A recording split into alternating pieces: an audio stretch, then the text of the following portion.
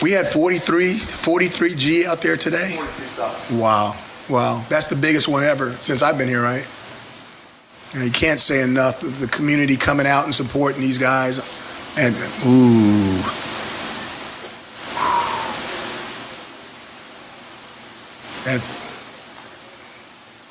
that's really cool. I'm not going to cry. That's really cool. We had 42-7. I'm thinking about Jerry Maguire right now in that movie. I'm not going to cry. For those guys to come out and for the community to come out and support the seniors with a crowd like that is amazing. And it just goes to show you what we can do here. Because if we fill the joint and we really make it exactly what we call it, the Loud House, our 40,000, we're like the 300 in that movie, the 300. When we're all wedged in there with 300 warriors and they're putting all those numbers on us, it doesn't matter. Our 40, 44, 45, 50,000 can be like 80, 95, and 100,000 down south. And that's what it needs to be. That's the advantage that we have. And I've said it, and I mean it. I think it's one of the greatest advantages in college football. You neener. And we're Syracuse, and we got a dome, and you don't. Welcome to the Cuse Militia Podcast with those two unapologetically biased, orange-blooded homers, Sean and Joe. Give us a like on Facebook at Cuse Militia Podcast and follow on Twitter at Cuse Militia.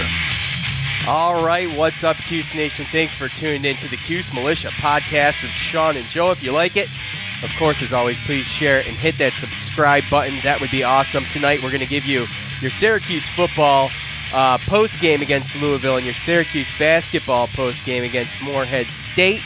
And we'll be back as soon as possible to preview for Notre Dame football and UConn coming up this Thursday for basketball. But as always, first, we got to hear from the folks over at MyBookie. You know the deal. If you want a great company to bet with online, you want a company that's trusted, that has good online reviews, that's been in business for a while and has a mobile site that's easy to use. That's why I'm recommending MyBookie to you. Make your way over to MyBookie. That's MyBookie. Okay, they have in-game live betting, over-unders on fantasy points scored, the most rewarding player perks in the business. As you know, they're slammed right now with bettors. So what they're going to do is if you deposit after 7 p.m. when everything slows down and you use promo code CUSE25, what they're going to do is match you not only $100 on your $100 deposit, but give you an extra $25. And if you don't feel like waiting until 7 o'clock and you want to deposit before then, you just use promo code CUSE, and they'll still match you dollar for dollar up to $1,000. Again, that's MyBookie, MyBookie. And don't forget to use those promo codes. You play, you win, you get paid. Yes, sir. We're back. Quick turnaround. Yes, sir. Look, a shout out to Mike and Mike. You know who you are. For their hospitality tailgating. I lifted, whatever, down to the dome, and they let me into their tailgate. I know Mike, one of the Mikes, and I came empty-handed, and hey, man, they took care of me. They took care of my son. They took care of my wife. It was a great time had by all, and I wanted to give them a shout-out on the show, let them know I appreciate that very much. So, what'd you think, Joe? Your thoughts real quick before I go over the game overview. Oh, the tailgate? Yeah, how was your tailgate? No. I thought it kind of went the way that we talked about. Yeah. I mean, Bobby Petrino, as we saw, got canned after this job, and that's right. They've humiliated us the past couple of years, and we came back, and really, it was just could have been worse, should have been worse, but yeah, it could have, but still, 31 points, and really, it's hard to even stay interested sometimes in games like that. To be perfectly honest with you, and Louisville pretty much was as advertised. I mean, they had athletes, but it's something's going on there, obviously, with the coaching and stuff. 17 penalties, 4 turnovers. I mean, you're not going to beat anybody. 5. Especially in – was it 5? I thought it was only 4. It was a 4 and a blocked field goal, right? Oh, right. Yeah. Yep. And then you're talking 17 penalties for 125 yards, 3 for 13 on third down, 0 for 1 on fourth down. They ended up, piling up yardage just because of how many times they had the ball. But I mean, it was you're not going to beat a team in the ACC like that. I mean, let alone maybe any D1 team. So I know it. So, all right, here is your 1-minute recap. Syracuse improved to 8-2 overall, 4-2 in the ACC, tying the most wins in regular season since 1998. They did it in front of the largest crowd this season, 42,797 fans, as you heard Coach Baber say. 1987, 1988, 2001, and 2018, those are the only years Syracuse football has went undefeated in the Dome. Another program record for this past game, 50 points or more in 5 games in a season. Now, I don't usually start by talking about the defense. I usually start with talking about the offense, but in this game, it was just defense dominant, and the tale goes as follows. They created the 5 turnovers, the 4 plus the blocked field goal. Senior Kylan Whitner, he was all over the field. He got an interception. The Orange totaled 6 sacks, including 4 more tackles for loss. Ryan Guthrie had 9 tackles, and he led the defense for the 6th straight week in tackles. Senior Chris Slayton had 1.5 sacks. He tied Zaire Franklin and Cam Lynch for 9th on Syracuse career tackles for loss, 31 with 31.5. Cisco gets his 5th interception of the season, and that's good enough to be in the top 5 in the nation. Okay, so that wraps up for your defense. And then Syracuse rushed for 26 yards, 5 touchdowns for the second week in a row. Mo Neal had a career high, 159 yards and on only 8 carries, 19.9 yards a carry, 2 touchdowns. Just phenomenal. So I know my 1-minute recap's going long, but I got to mention, we were worried about Mo Neal. No concussion, obviously. Jarvion Howard, he had a career high of 71 yards on 15 carries and a touchdown. So, I mean, what a great night for Mo Neal and for the Syracuse defense. What a great night. Yeah. Absolutely. Oh, yeah. So, dude, I mean, it got to a point where they were forcing the ball to, like, seniors and stuff. I mean, I don't know how many times they tried to get Jamal Custis a touchdown. I know it. So, I know it. I mean, pretty much in a real game, I don't even know if that interception happens because they were kind of out there trying to make stuff happen for certain people. Yeah. So, overall, like you said, I mean, good game. So that's all you could ask for. The crowd was electric. How did it sound on TV? Was it loud on TV? Because it was in the beginning. Well, we talked about it because in the beginning, I remember texting you because I saw it, but then I had to put it in perspective with 7 p.m. game on a Friday and trying to find parking and the weather. Take a while to fill in. Yeah, traffic. Yeah, so it took a little while to fill in. And it was raining. Yeah, you could tell the difference, though, from, like, the beginning and then once you got to, like, the middle of the second quarter. You could definitely tell that there was a difference, and it was definitely loud in there. It's unfortunate. Almost to the fact that we were beating them, 37-7 at halftime. Yeah. And the one thing that I was afraid of, and I kind of think is what happened, was a lot of people filled out at halftime because they knew the game was over. You were there, so, you could probably tell people probably better than anybody, but, people filled out, right? Yeah, it was pretty. I'll tell you what, the hallways were always packed. When it comes halftime, I thought people were just still grabbing beer because you're double fisting at the end of the second quarter to, last call. So I assumed that's what it was, late getting back maybe, but then never filled in. So you know what I did? I went down right behind the bench. So whatever. Right. Well, and I'm glad that the Syracuse and the ushers and stuff allowed that to happen because the fans that wanted to stay there and kind of go through the whole thing with the seniors and see the senior walk. They got to be able to get some pretty cool autographs and pictures like you. Yeah. My son got some good pictures. And it allowed those fans that normally can only get tickets in the 300s to get down there and see it from a different view and be able to really just enjoy the experience. It's a different experience. Really, it is. It is. It's phenomenal up close and being right there. You can almost reach out and touch the players. And the Dome, the fans in the Dome, I thought were great. I thought the energy was great. Yep. Even when when some of them filed out, the ones who stayed, it was. I almost couldn't tell the difference. Yeah. So, and they got the wave going. When was the last time you saw a wave going at the Dome? Did it show it on TV? Because it went around like 3 times in a row, which, I don't ever see that anymore. So right. I don't know if the dome's been filled enough to be able to do a legit wave for a little while. That's true. I mean. That's true. Well, I mean, and when I was talking about special, I mean, it's not every year that they go undefeated at home. Obviously, not every year that they're ranked. Yeah, how about like 4 this. years? And, and being able to get to 8-2 and going into this, the big matchup next week. So, and then again, like being able to, that senior walk, and I mean. I read that Dungy was out there for like 45 to 50 minutes, he stopped for everybody. He stopped for everybody, and he kids were handing him his phone, so it probably got started, and he never stopped, and he was gracious, and he spent. Look, if I was gonna, we've never done this, and Syracuse doesn't give out helmet stickers, but Tony Dungy would be getting the helmet sticker because he took Tony Dungy or Eric? Tony Dungy. Eric Dungy. Right. He took time with every fan to grab their phone, say hi, take a selfie with them, and then give them the phone back. I mean, I was floored. He did it all the way around the dome.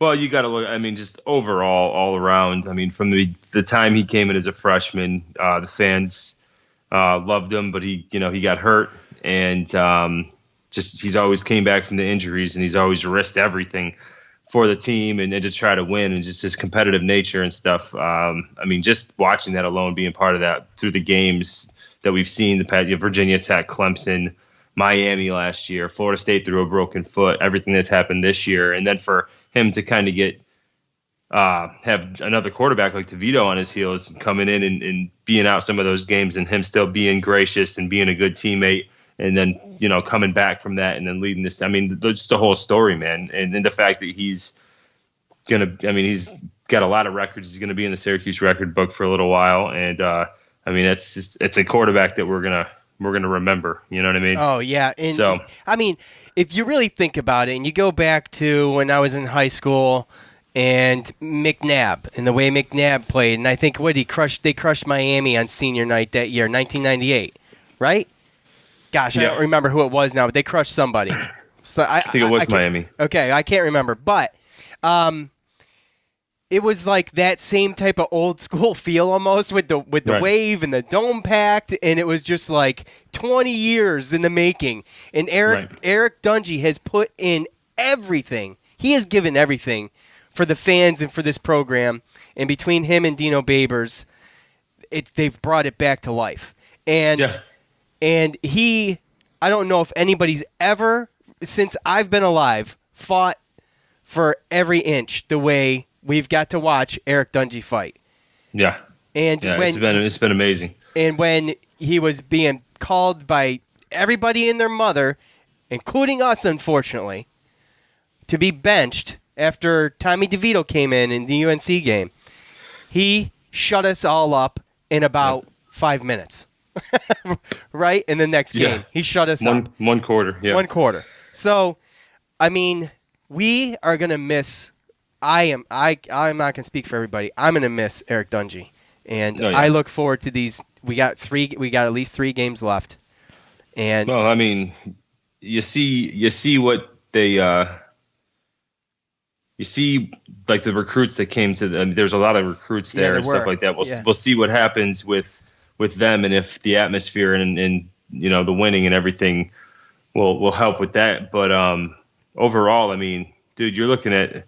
I mean, he helped between him and Babers and this team. I mean, they've shown this community like that you can actually have fun at a Syracuse football game. You know what I mean? Absolutely. Like that's just what it got to the point where it was bad with Greg Robinson, and then there's been some mediocre and bad in between, and there's been no consistency, and just the floodgate of coaches every 3 to 4 years, and just to have this kind of thing, and just, I mean, hopefully this is a little security blanket here. The coaching carousel will kill a team. Yeah, and I hope that the Babers stays and rides this to a point where the vision that he saw, because I do think that if he turns this into a consistent team and he brings the players here now, the winning and the fans are I think they're sold. So as long as he keeps recruiting up and gets the players, then I think that we got the community where we need to have the support for football again. So yeah, I think it's awesome, and it's great. You tweeted out last night. It's great to be orange. right? Something along those lines. Yeah, well, so another guy came back and said it's always great to be orange, and I don't disagree with him, but I mean, the feel is different. Let's be honest. There's a clear distinction, a distinction without a difference. There's a lot more people that are far more into it. Just look at ticket sales. So I would be, we would both be remiss if we didn't mention special teams. Okay. They have I've read this in a couple places, but I didn't check it statistically, so I've got to be honest. The top overall special teams unit in the country overall. Schmidt. They said that. Go ahead. I was going to say they said that over a bunch of different times. On the TV, the announcers were talking about that. They said something about the special teams and the takeaways and the sacks and all that stuff. They were throwing the stats out there. They were definitely giving Syracuse props without a doubt. Schmidt is 27 of 29 now, and he's got 133 points on the season. Yeah, he broke Syracuse single season record for scoring. Single season record for scoring. Is that amazing or what? Yeah, and he tied. He didn't even have a scholarship at the beginning of the year, right? I know. So, and I think he's tied right now with the ACC record for most field goals in the season. So you got to imagine. I mean, we're going to probably get at least one or two, even within the next two games. Yeah. And the Chris Slayton field goal block.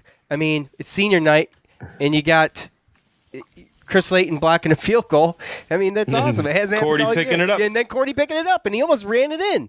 So, absolutely phenomenal for those two seniors, and we couldn't be happier for them. So, anything to wrap up here, Joe? Amazing game. We witnessed history. The senior walk was great. Eric Dungy, he gets all the props I can give him for what he did. And he wasn't the only one. Ravion Pierce did the same thing. And I saw Strickland doing it too. So not to say the other guys wouldn't, but, you're the quarterback. He was the one that got snagged and got lagged behind. So and they came out in full gear. So they hadn't even changed yet. And he stayed out there in full shoulder pads and everything. So they overall, it was exactly what we needed to happen. Being on a primetime Friday night, ESPN2, the country's watching. Yep. And we made. Louisville kind of look like what Louisville's been, but just the fact that usually that score's been backwards the past couple of years, them putting up 56 and 62 against us. And you knew that Babers wanted to kind of... He wanted to rub it in a little bit. And he wanted to get revenge is what he did. And it ended up costing Petrino his job. I mean, who knows? It could have been a foregone conclusion anyway, but... Yeah, it was going to happen at the end of the year. Most likely. Yeah. But either way, it's exactly what we wanted to see. The fans showed up. Overall, it looked good on TV. Only thing that was kind of bad about it was that offense near the end of the sputtering a little bit. Well, no, near the end of the game, because we were winning so much, and it got to the point where the next football game on ESPN2 was supposed to start. They changed it and switched it over to ESPN News. So sorry for those people that don't have ESPN News or couldn't. I mean, the game was in hand, but it was the last like half a quarter or something like that. But either way, like I said, it's a good showing, positive, exactly what we wanted them to do and what we wanted to happen. Exactly. So, all right, so that's it for that.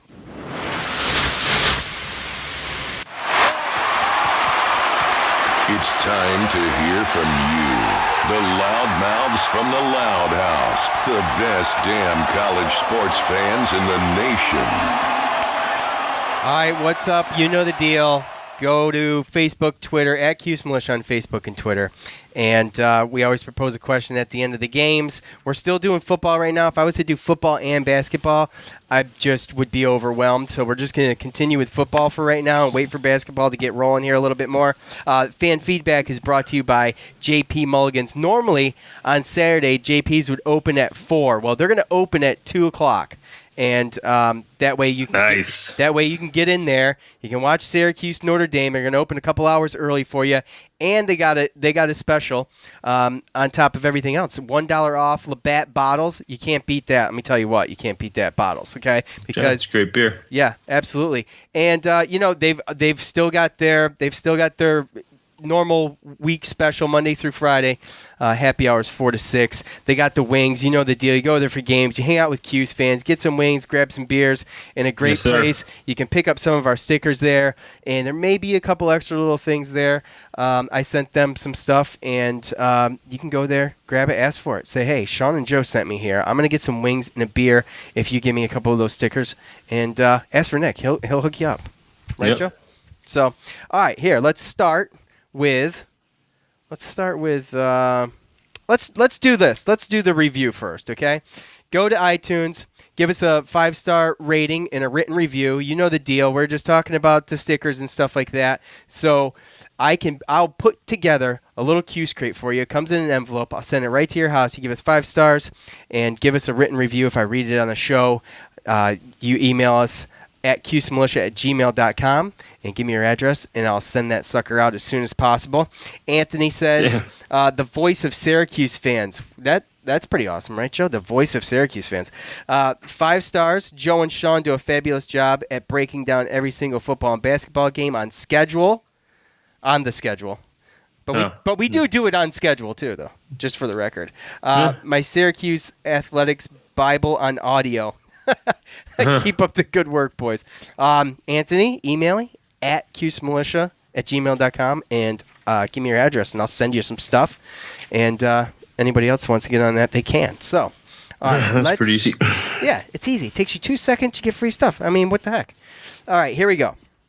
Let's start with Twitter here at Nettleton Dave, our buddy Dave. Dave. Hey, Dave. Dave's got a koozie. I think we played great on both sides of the ball. We were in control the entire time, and the game was never in doubt. That's true. I was a little nervous in the beginning, though, with Sean Riley. But, hey, early doesn't make me too nervous. Awesome win. Can't wait for Notre Dame next week in New York City. Yeah, absolutely. At the Dome Guy.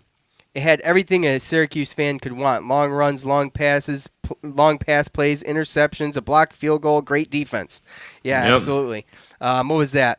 Mo O'Neill, I think he ripped a 68-yarder, right? Oh, yeah. And it was beautiful, sure. Yeah, his numbers are ridiculous. I think he averaged like 20 yards a carry. Yeah, 19.9. 19.9 yards a carry, yeah. Yep. Let's see. At Salty Warrior, we didn't necessarily win it. Instead, Louisville lost it. It was a B- game for us. Passing game and ball protection was an issue. However, it's nice to know we can beat teams having a bad game. Great intangibles, not so much for tangibles last night. I would bump them up to an A-. Don't you think, Joe? I mean, I think sometimes things get a little sloppy when you have control of a game. I think that's fair. I mean, obviously, you can have another team beat themselves. We talked about the turnovers and the penalties. I mean, haven't turned the ball over in 2 games, and only once during UNC, I believe. Right? Well, yeah, but we turned the ball over twice this game. But again, what was it? It was a fumble, which that's the first time. I think that's the first time. No, 3 times. You had the Sean Riley muffed punt, right? Jarvion Howard got one ripped from him, and Dungy threw an interception. Yep, yeah. So yeah. Of course, you had the ball control issues, and then Dungy. I personally think, again, I don't think Dungy throws an interception if they weren't trying to force it into Custis to try to get him a touchdown his senior night. And again, when you're trying to go out there and beat a team pretty good and you got a good lead, then sometimes, Riley was no excuse. Jarvion Howard, I think sometimes he runs too hard for his own good, and sometimes you just have lapses in concentration because you're trying to do too much. I don't think it bumps us down to right, and it does. I don't think it bumps us down to a B-. I mean, I'm sorry, you can say beat themselves all you want, but that guy was out there fumbling off his own knee and just dropping the ball. You know what I mean? It's not. I don't think that Louisville necessarily had the quarterback. Pretty much all season, obviously. But right. Dave replied to him, I think you're wrong. I would agree if we didn't beat the spread, but we did by a lot. By the way, Joe, congratulations. You're bumped up to 8-2 in your My Bookie picks. If we didn't, if you win by 10 and we're favored by 20, you didn't win. They lost. Something like that. Huh? Yeah, I don't know. I have to go back. You lost me. If you win by 10 and were favored by 20, you didn't win. You didn't win. They lost. Do we get that? Did I say that right? I didn't say it right, but that's what's written. I don't really like the math there. I don't see it. Okay. Anyone that wasn't there really missed out from at Cuse Endzone. So, yeah. Sorry, Joe. I guess. Sorry I couldn't be there. Our buddy Mike on Twitter at if not now when 84. I think special teams was amazing. Defense could have been better and was a little sloppy towards the end, but overall good. Notre Dame won't let us get away with stuff like that. Offense was a little stagnant at the beginning, but really got it going at the end. Good win, go Cuse. Yeah, we're not going to be able to turn the ball over 3 times against Notre Dame. That's not going to be a thing. Then come out with a win. So I would agree. And yeah. And get it out now. Right, exactly. At Motorcycles 168. Love watching these two teams play. I think he's talking about football and basketball. At O Height, fabulous. Close loss to Clemson at Clemson. And overtime to Pitt. 2 more will be playing on New Year's. Would you agree with that? Obviously, you have to agree with that because it's true. Yep. Right? We're in there right now. No, yeah. So, coming out 12th. So, let's see. At Stevie's Wonder, we rush so well that our defense gives up big yardage on screens and draws. We rush so well that our defense. Oh, rushing the quarterback, maybe being. Yeah, sometimes they overpenetrate and they open up big old gaps. Yeah, but sometimes offenses can use the defense's aggressiveness against them, so you got to kind of be even keeled, and that is something that does happen to us, especially our DNs. I've noticed that. Oh boy, here we go. I'm gonna butcher this. Why? Come on, man. Why? Today, Junior. At Cottit_Jeff should have pulled players earlier. Huge game next week. Thank you, seniors. I was wondering when they were going to start pulling the seniors, but at the same time, I wanted to watch them play. So yeah, I'm not going to complain. I was surprised that Dungy stayed in there as long as he did. And then he got that. He took that hit to the helmet there where there was that personal foul, shot. And I was like, okay, yeah. I'm like, get him out, and then I guess Babers was talking about it. He wanted to take him out a series earlier, but Jarvion Howard fumbled. So I guess after that play, they were going to switch it out so that Dungy could get his ovation. So yeah, and he did. They ended up doing it the next possession. So at one Cuse fan, I recorded it so I could relive the ass beating all over again. Hashtag Orange Crush. Facebook, Mike. Wild time in the Loud House, 42,700 fans. It was awesome. The freaking wave came back. The senior walk is a tradition I hope they keep. Undefeated in the Dome and 8-2. Let that sink in. Yeah. Michael says it was a great win. Anissa, Cuse has the best fans. What a game they played. So happy to be there last night celebrating my dad's 65th birthday. Nice. He lives and breathes Orange, and she put a picture of him here. That's awesome. I love that. And then now we get to see. I don't know if you guys know this, but Joe seemingly has like his own little fan club. Huh? He has some boy fans. What do we call them? Oh Groupies? My God! Who are you talking about? They love you so much. One named himself after you. Joe said, yeah, he did. Joe said loved it. Great. Huh? What are you mumbling about? It's Joe.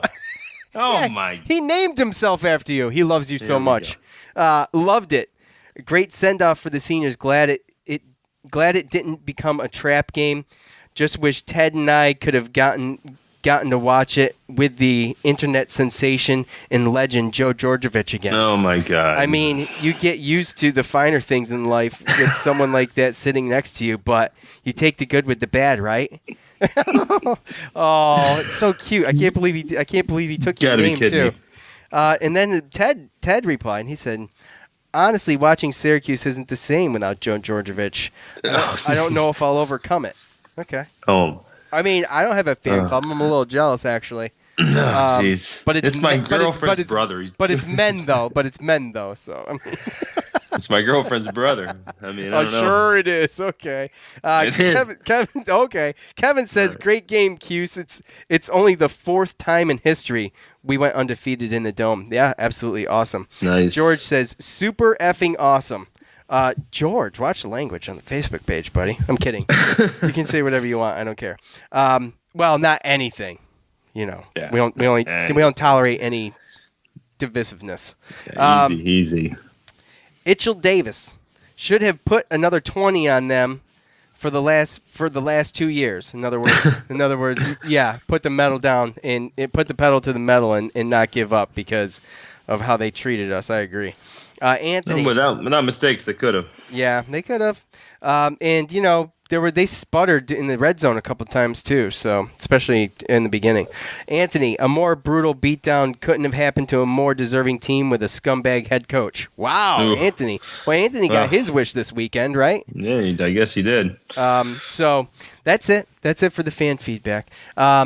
Remember, at Cuse Militia on Twitter and Facebook. Go there. We love hearing from you guys, and especially when we got a bunch like that, I can't wait to get it going for basketball. So yeah. It's a little hectic right now with trying to fit it all in, but I think we can handle it. We're like professionals now. We're coming up on 2 years. So. I don't know, man. I just hope that Joe doesn't watch basketball. Yeah, no kidding. All right. Syracuse improves to 2-0 in basketball in the season so far. Dare I say, surviving Morehead State 84-70 after a sluggish first game. Battle started to slow again. He missed his first 6 shots, but he gathered it together and he led the team with 23 points by the end of the day. Chukwu and Brissett both with double-doubles. Brissett 17 points and 13 rebounds. And might I add that without Brissett in the first half, it could have gotten really ugly there. Chukwu, and he finished with 14 points and 10 rebounds. Mm-hmm. And Hughes follows up Battle with 21 points. Buddy Boeheim's struggle continue, going 1 for 7 for 3 points. He is actually shooting, and I know it's early, but it's a stat I'm going to throw out there. He's shooting 11% on the year so far. The biggest trouble that I saw that I thought, especially early, the 14 turnovers altogether, 11 in the first half, resulting in 13 points for Morehead State. Cuse did improve, though, in field goal percentage and from 38 to 41, and huge on the free throws from 53.5 to 83. So it was kind of ugly, Joe. Yeah. As you like to say all the time, a win is a win, and I absolutely agree with you. But I don't think all of this is just because we're having trouble shooting. How much of this do you think can be explained away by the absence of Howard not being at point guard for the first 2 regular season games of the season? I think a lot of it can. I think that you're absolutely right with what happened against Morehead State. Morehead State, athletic team, and they came out and their defense is good too. I mean, they only lost to UConn by 10. And they came out, and I mean, if I'm them and you're playing against like Syracuse, they're coming out. It's like one of their bigger games. This is how they get better. Not expected to win, so this is one of those things where it's like go out and just do your best. And without Syracuse having a point guard, then why wouldn't you go out there and try to pressure him, get up there? We have Jalen Carey, Buddy Boeheim, a couple of freshmen. And it worked. It definitely gave us some troubles. We had more turnovers than they did. We had 14 total turnovers to their 12, and 11 of them in the first half though. Got cleaned up. It definitely got cleaned up. I mean, we were 36-30 at half, and then we ended up winning by 14. But still, I mean, our field goal percentage went up a little bit, still at 41. Our 3-point percentage is awful, and I mean that's going to get better. Free throws, 25-30, that was pretty big for us. And again, I think we just went out in the second half and just did what we had to do to use our size and our athletic ability to go out there and with Chukwu having a double-double, Brissett had a monster double-double. Battle ended up coming back and shooting with a little one shot under 500, and He had 20-something points, and Elijah Hughes is proving that he's going to be able to be a consistent source of scoring too. So Battle was 7 for 15. Right, yeah. So we got the guys, but I think until Frank Howard comes back, Jalen Carey, he hasn't seen that pressure. He is a freshman. He'd gotten hurt, so he didn't get to really practice for that much. So I think again, and Tyus Battle's good, but he's not a natural point guard. Sometimes you get those real quick, smaller guys that can get underneath you because Tyus Battle's 6'6", closer to the ground. So. He doesn't play that position. He's not used to. Exactly. We're trying to figure it out. Again, like what Coach Boeheim said, they're not practicing the way that they're going to be practicing or they haven't been able to practice the way that they're going to practice because of the positions, and they're just doing what they can. So it'll all work itself out. Who knows about Frank Howard? But again, Coach said real quick. I'm sorry. Go ahead. Boeheim on Howard. He said there's no status. He's not playing. He's not playing. When he can play, you'll know it. So right, and that's classic Boeheim. So stop asking him. AKA, quit asking him. Right. So, and again, you want to see the 3-pointers get. If we start hitting some 3-pointers. Yeah, we haven't been doing that. Sure. Right. Exactly. So again, coming off of what we saw last year and with some of the guys that we have, again, I just think that. Our point guard play has got to be able to settle down, but I don't think Jalen Carey's ready to come in and start. So it might just be what 4 times. Right. It just might be what it's going to be until he comes back. It might be ugly. Again, Morehead State they only lost to UConn by 10. We beat them by 14. So I trust that we have the talent out there with Battle and Hughes and Brissett especially, and then if you can get a double from Chukwu or Joel Jay or Sidibe or anybody else, then obviously that helps. But until Frank Howard comes back, you're not really going to be able to see this team start to grow and be what we're expecting in the beginning of the year. Right. So and again too, this guy from Morehead State, Jordan Walker too. We talk about this guy for a second. 24 points. 24 points, 6 to 10 3-point line. 9 to 18 overall, shooting 500. So yeah, this guy. That guy. It's a skilled shooter right there. Oh yeah. It's hard to guard that type of stuff sometimes. Right. That guy's the reason that they were in the game. So again, they went out there and they took advantage of our athleticism and trying to basically, get all up in our grill and try to frustrate us. And again, it worked. And with our struggles at shooting. First half was a little bit too close for comfort, but again, I agree. It'll get cleaned up. Now before Thursday and Friday, that's going to be the real test of the season so far. Thursday's going to be a tough game in itself, and if they win, they have to play Oregon or Iowa. But you're right. Yeah, I guess I'm speculating. But either way, you're looking at a Power 5 team. Oh right. yeah, either way, either one of those teams is going to be tough. But you got to get past UConn first. Two teams that can possibly make the tournament this year. Sure. So. Yeah, absolutely. So, yeah, it's going to be interesting, and it's going to be the first butt clinch moment for Cuse fans. So, I didn't clinch. I didn't have a butt clinch moment against Morehead State. I'm so used to it. Don't worry about it. You're probably going to go 3 days straight at some point. Oh, yeah, I know, right?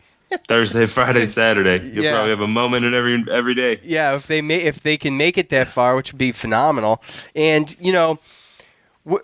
it's really hard to talk. We could talk about what we've seen as far as Syracuse basketball goes, but until we get Howard in there and we really know how things are going to go, it's really hard to even pontificate what it's going to be. You know what I'm saying?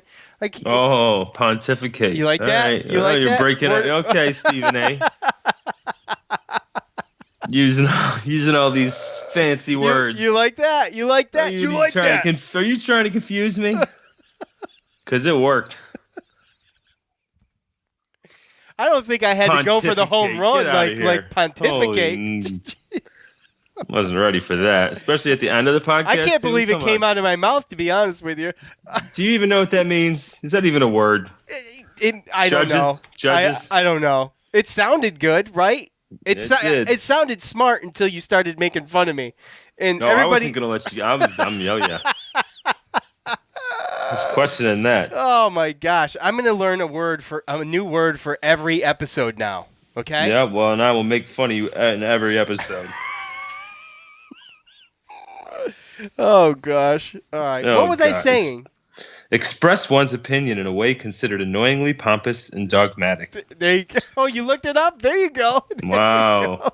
There you go. See, I don't. All right. I just don't know how. I don't know where they're going to go. I don't know how to judge them yet without Howard in there. So I did use it right. Boom. In your face, All right. Joe. All right, Webster. All right. What else you got? You got to make fun of me some more? I mean, what do we got? Do I have to go to bald jokes already? I mean, I feel like I had something, but pontificate, it just lost me. Just glad we won, man. Gosh, that's all. I'm glad we won too. What I was saying is that I wasn't worried about Morehead State, and Joe, you talked about them losing by only 10 to UConn, and I think UConn's on the rise again, so it's a decent team, and they hung with them. I expect them to hang around, but you know what? We wear teams down. It happens. Syracuse is a second-half team. They always start slow. It's something we should be used to. So that's why I wasn't worried about it. Yeah, I think we should be okay with UConn unless we play a really, really bad game. As long as we just play to our strengths and just understand our weaknesses and understand our strengths and just, be smart about it and just play defense and we should be okay. Yeah. Just don't play outside yourself and try to do too much, Okay. Because right now we're not where we don't have a full roster. That's not the starting five. People aren't even playing in the right roles or the right positions for that matter. So it's just basically survive and get as many wins and, obviously try to avoid any bad losses this early in the season. But again, the season's so long, and when Frank Howard gets back, we're going to see more of what this team is going to be like. So, and I can't wait for that. It'll be easier to develop or express your opinion on it. So, that's it. Pontificate. Yeah, there you go. See? You're a word wiser today, Joe. Oh, boy. We're going to get back here at Joe's leisure for the Notre Dame preview and the UConn preview. So, look for that to be coming up fairly shortly, because the UConn game's on Thursday. So that's it. Yeah, that's all I got. Probably have a little bit of Oregon, Iowa too. Okay, yeah, you might. Just because we won't have time. We're not going to have time to come back, right? No, but I'll kind of look. We can look at it and we can kind of give our predictions on who we think we're going to play. Sure. And of course, we did open up at Notre Dame's a 10-point favorite. I think that's what. Underdog. Underdog? Notre Dame? Yeah, of course we're an underdog against Notre Dame. They're number 3 in the country. We're an underdog. Yeah, that's what I was trying to say. Did I say it wrong again? Yeah. Well, I think it was 9.5. Yeah, you said it wrong. Oh, okay. Whatever. 9.5, 10-point underdog. Hey, man, if you bet Syracuse this year, you'd be winning a lot of money. Yeah, that's right. So, anyway, we'll be back here as soon as possible with that stuff. That's all I got. I'm out. Joe's worn me down. So, for Joe, I'm Sean. We're out. This has been the Cuse Militia Podcast with Sean and Joe. Be heard. Contact us on Facebook at Cuse Militia Podcast and tweet at us using #CuseMilitia.